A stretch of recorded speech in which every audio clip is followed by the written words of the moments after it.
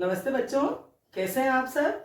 आज हम विभावना, विशेषोक्ति आदि अलंकारों के बारे में पढ़ेंगे। विभावना अलंकार वहां होता है जहां कारण के अभाव में भी कार्य के पूर्ण होने का वर्णन किया जाता है, अर्थात जिन काव्य पंक्तियों में बिना कारण के कार्य होने की स्थिति देखी जाती है वहां विभावना अलंकार होता है। उदाहरण देखिए, बिनु पग चले सुने बिनु काना, कर बिनु कर्म करे विधि नाना, आनन रहित सकल रस भोगी, बिनु बानी वक्ता बड़ जोगी। ऐसे कौन कर सकता है काम कि बिना पांव चले ही और बिना पैरों के भी चलता है, बिना कान के भी सुनता है। मतलब यहाँ ईश्वर का चित्रण किया गया है कि ईश्वर जो बिना पैरों के भी चलते हैं, बिना कान के भी सुनते हैं, बिना हाथों के कर्म करते हैं। कर्म मने हाथ, बिना हाथों के कर्म करते हैं। करे विधि नाना मने विविध प्रकार के कर्म वो बिना हाथों के करते हैं। आनन रहित सकल रस भोगी, आनन मने चेहरा, मुंह, बिना मुंह के सभी रसों का भोग करते हैं। और बिनु वाणी वक्ता बड़ जोगी, बिना वाणी मतलब बिना बोले ही वो सबसे बड़े वक्ता भी हैं। तो इस प्रकार बिना ही कारण के कार्य हो रहे हैं। न उनके पास हाथ है, जो निराकार ईश्वर का चित्रण है, ईश्वर के निराकार रूप का चित्रण है कि बगैर अंगों के भी वो सब काम कर रहे हैं, इसलिए यहाँ पर विभावना अलंकार है। एक और उदाहरण देखिए, निंदक नियरे राखिए आंगन कुटी छवाए, बिन पानी साबुन बिना निर्मल करे सुखाए। यहाँ निंदक के लिए कहा गया है कि निंदक को हमेशा अपने पास रखना चाहिए, अपने ही घर में कुटी बना के, क्योंकि वो बिना साबुन पानी के भी हमारा स्वभाव निर्मल साफ कर देता है। मतलब बिना साबुन पानी के भी यहाँ कुछ निर्मल करने की बात हो रही है, तो यहाँ पर भी बिना कारण के ही कार्य हो रहा है, इसलिए विभावना अलंकार है। समझ में आ गया।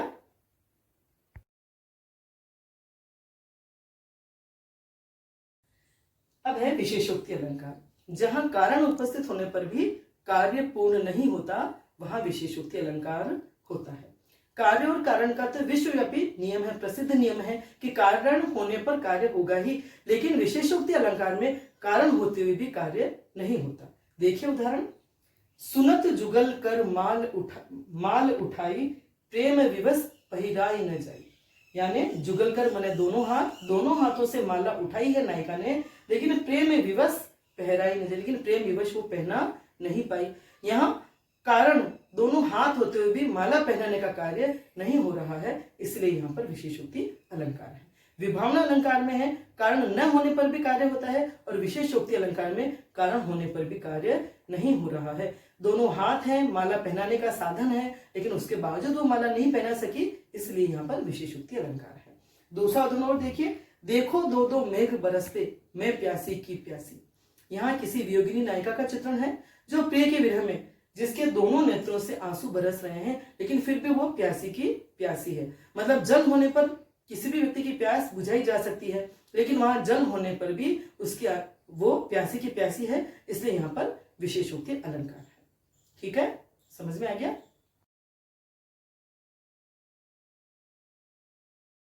अब है उदाहरण अलंकार।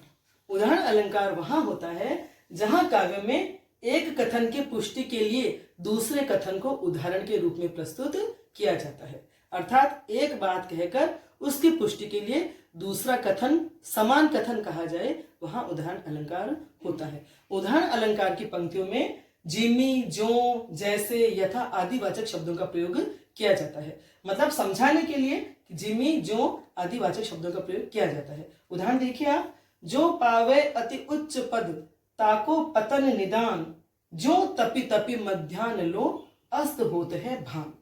भान माने सूर्य है। जो पावे अति उच्च पद मतलब कोई व्यक्ति जो भी बहुत ऊंचे पद पर चला जाता है या बहुत ऊंचा पद प्राप्त कर लेता है, उसका भी ताको मतलब उसका भी एक दिन पतन अवश्य होता है। इसके लिए, इसको बताने के लिए दूसरा जो कथन है वो उदाहरण के रूप में बताया गया है, जो तपि तपि मध्यान्ह लो, अस्त होत है भान। जिस तरह से सूर्य तपते तपते दोपहर तक बहुत ऊंचा चला जाता है, अंत में उसको भी अस्त होना पड़ता है, अर्थात दिन भर तपते तपते वो बहुत गर्म हो जाता है, लेकिन शाम को उसे भी ठंडा होना पड़ता है। आई बात समझ में। दूसरा उदाहरण और देखिए, नीकी पे फीकी लगे, बिनु अवसर की बात, जैसे बरनत युद्ध में नहीं श्रृंगार सुहाग। कोई बात हो सकता है वो अच्छी हो, जो भी बात हम कह रहे हैं हो सकता है वो अच्छी हो, लेकिन अगर बिना अवसर के कही जाएगी तो वह बुरी लगेगी या फीकी लगेगी। इसको समझाने के लिए दूसरी बात कही गई है, जैसे बरनत युद्ध में नहीं श्रृंगार सुहाग। जैसे युद्ध का वर्णन जहां हो रहा है वहां श्रृंगार की बात अच्छी नहीं लगेगी, या श्रृंगार की बात कहीं हो रही है तो वहां युद्ध का वर्णन भी अच्छा नहीं लगेगा। तो इस प्रकार एक कथन कहकर उसकी पुष्टि के लिए दूसरा समान कथन उदाहरण के रूप में प्रस्तुत किया गया है, इसलिए यहाँ पर उदाहरण अलंकार है। आ गया समझ में? ठीक है।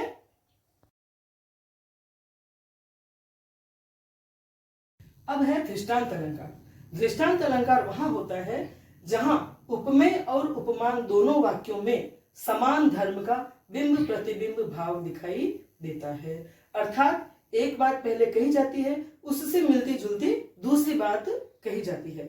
इस प्रकार उपमेय वाक्य की उपमान वाक्य में बिंबात्मक समानता दिखाई जाती है, वहां दृष्टांत अलंकार होता है। देखिए उदाहरण, पापी मनुज भी आज मुख से राम नाम निकालते, देखो भयंकर भेड़िए भी आज आंसू डालते।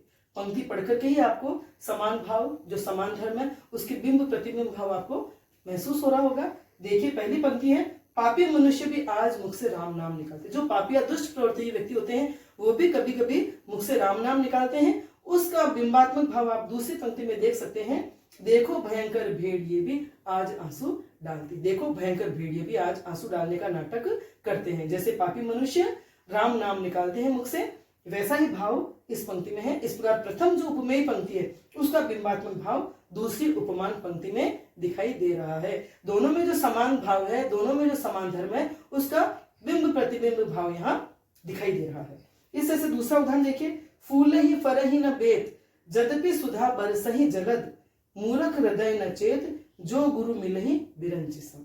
यहाँ एक आ गया है पहली पंक्ति में कि वेद के जो वृक्ष होते हैं, चाहे बादल अमृत की वर्षा कर दे तो भी वो फूल फल नहीं सकते, फलते फूलते नहीं है।